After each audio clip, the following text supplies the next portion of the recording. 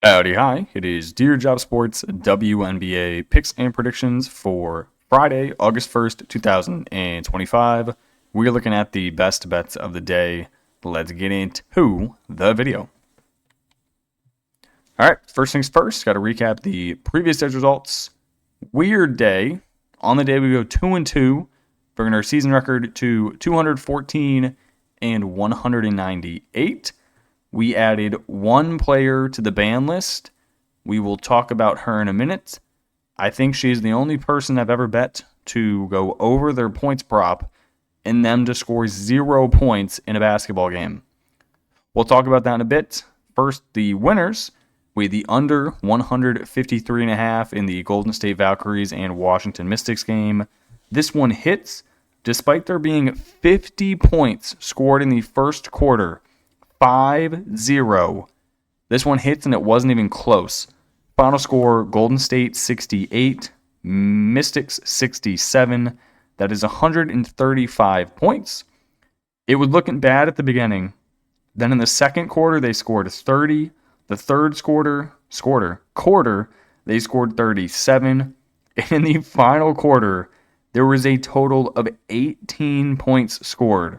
The Valkyries scored 6 points in the fourth quarter, and they still won the game. How you do that, I do not know. Our other winner was Sonia Citron, points and rebounds over 17.5. I think she had 2 points at halftime. 2 of them. She finished the game with 16 and 2 rebounds. So that is 18. That's good enough to cover our 17.5. But good Lord, was it close.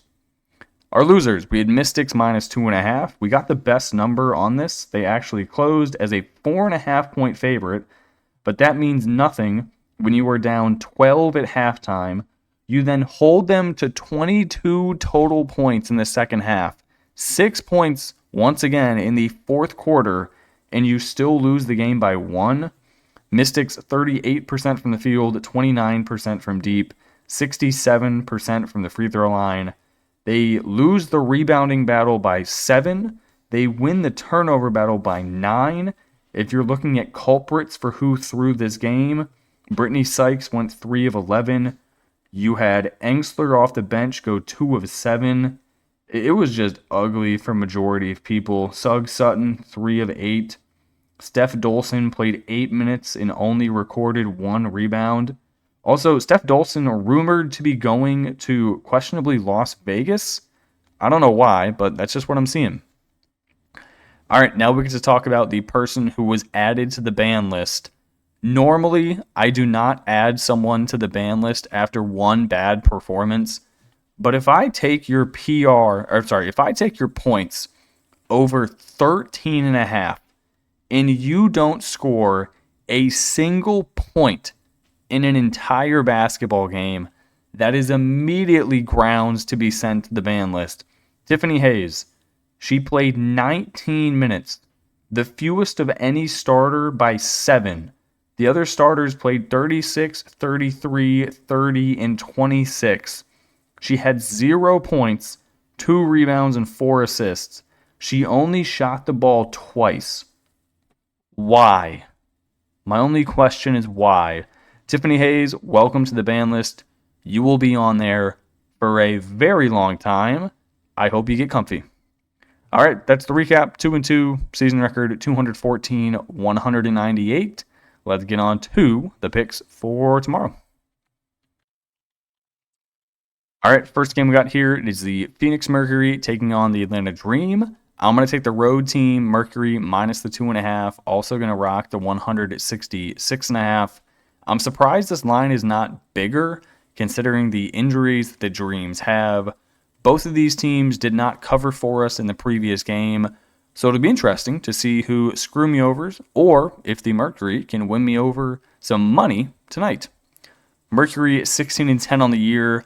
They just lost on the road to the Indiana Fever 107-101, not 10. That would be quite the basketball score.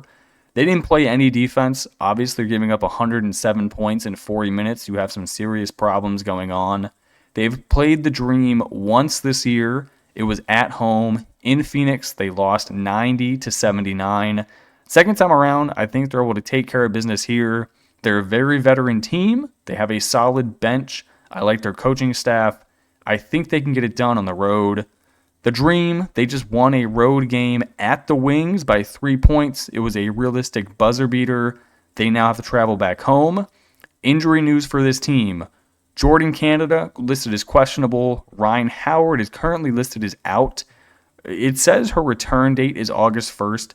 I don't think she's going to play in this game, but I will double check that right before you place the bet. They do have some questionable depth on offense. If Jordan Canada's out, it is going to be the Alicia Gray show. Brittany Griner, I no longer trust. Brianna Jones really hasn't been doing anything as of late. And then they have some question marks off the bench as to who is actually going to play or who's going to put the ball in the hoop. So I don't trust any of Atlanta. I will just take the Mercury, who are back healthy and coming off of a loss, so they should be pretty pissed. Give me the Mercury, give me the over. Next game, Liberty, minus 11 is what I'm rocking. I'm also going to take the over of 170.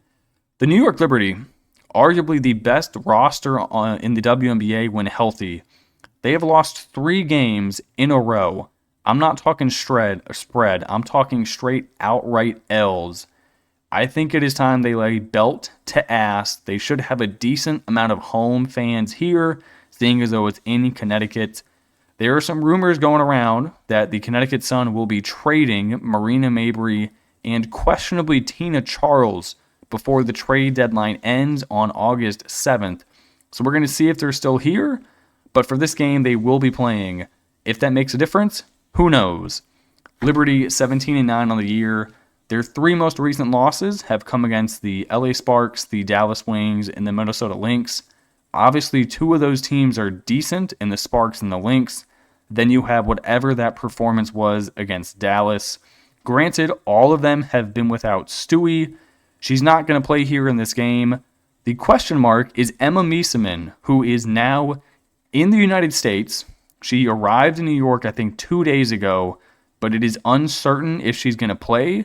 She obviously has to get acclimated to the team, learn the playbook, know what they're rocking. If she does play, though, she is going to be arguably the best player coming off the bench in the entire WNBA.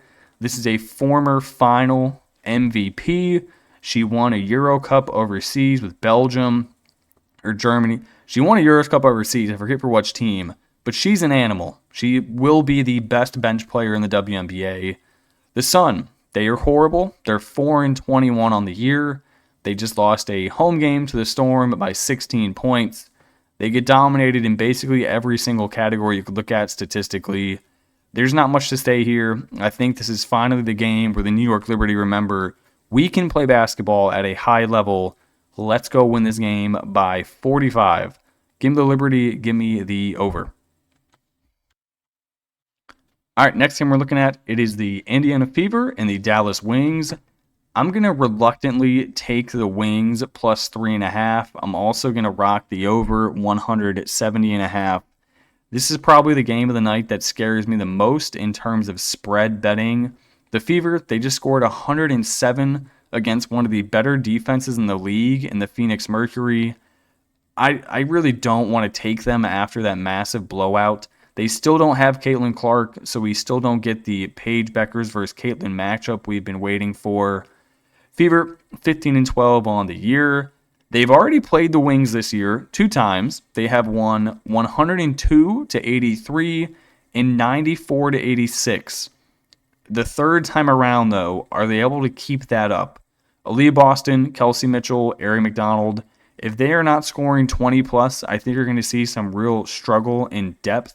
You have to have great performances from Sophie Cunningham. You got to have Lexi Hall involved. Natasha Howard has had back-to-back horrible games. So I don't know what their offense is going to come from if it's not from Boston or Mitchell. You'd have Dantas off the bench, who has been doing decent for him. Colson off the bench, who's been a decent backup point guard. But I just don't trust them on the road here. The Wings, they're 8-20 on the year. They did just beat the Liberty at home by 10. But in their most recent game, they lost at home to the Dream by 3. They've honestly been getting really good performances from Arike Gumbawale and Haley Jones, who has been cut by 3 different WNBA teams. She now starts for this team. If they can get Arike, Haley, and Paige Beckers to all come out here and have good games, I think they can win this on the money line. So give me the Wings plus 3.5. Give me the over 170.5. All right, next game, I am not going to spend much time on at all. This is a joke of a basketball game. Valkyries at the Sky. I'm not taking any spread bet, nor am I taking any team total or nothing. Just give me the under 157.5, and that's it. Chicago Sky. Angel Reese ruled out. Ariel Atkins ruled out. Van Lith is questionable. Onion Ware is questionable. Their entire team is horrible. But on the same side of things here, the Valkyries are in a back-to-back. For just 1 second, I want you to imagine a WNBA expansion team playing a back-to-back games with travel on the road being favored by 4.5 points. I can guarantee you this has never happened in the history of the WNBA. If you are the Chicago Sky and you see this line set, this is embarrassing for the entire team. You are catching 4.5 points at home to an expansion team who is playing back-to-back days with travel. That is the most disgusting shit I have ever heard. Don't give me any bit of the spread. Just give me the under. Do not bet this game. Let's go to the next slide. All right, we got the final game here, then 3-player props. I'm going to rock the LA Sparks on the road plus 5.5. Also going to take the under 168. I normally do not take unders with the Sparks, but considering we're in Seattle, who do like to play slower, and they have Cameron Brink back on the team, I think I'm going to rock it here. I'm really surprised at this line, just based on how bad the Seattle Storm have been recently. Now the Sparks put a great defensive asset back in Cameron Brink, and they're better on the road straight up. I'm going to take the road team plus the points and the under. Sparks 11-15 on the year. They did just lose a home game to the Aces by 15 points. Prior to that, though, they had won 5 in a row. For some reason, this team is just way better on the road than they are at home. Their overall road record, I'm talking wins and losses, not against the spread, it's 8-6. Their home record is 3-9. Cam Brink, she is coming off the bench in a limited minutes restrictions. He's probably going to play around 15, but she'll be able to come in and give them valued minutes off the bench, limiting Seattle's bench unit to actually scoring points. The Storm, they're 16-11 on the year. They've been flip-flopping their games recently. They have won and then lost in every single one of their 8 games. It's just been win-loss, win-loss, win-loss, win-loss.